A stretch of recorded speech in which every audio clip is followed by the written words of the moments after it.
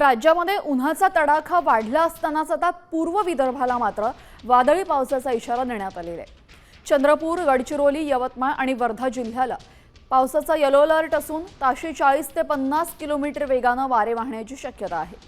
तर उर्वरित राज्यात कमाल तापमानामध्ये काहीशी घट होण्याची शक्यता हवामान विभागाने वर्तवलेली आहे।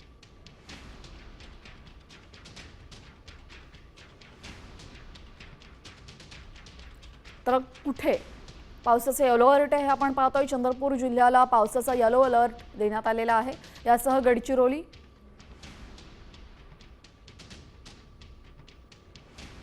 यवतमाळ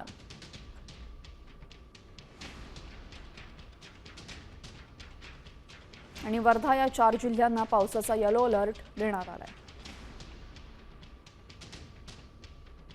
चंद्रपूरला सुद्धा पावसाचा येलो अलर्ट देण्यात आला आहे।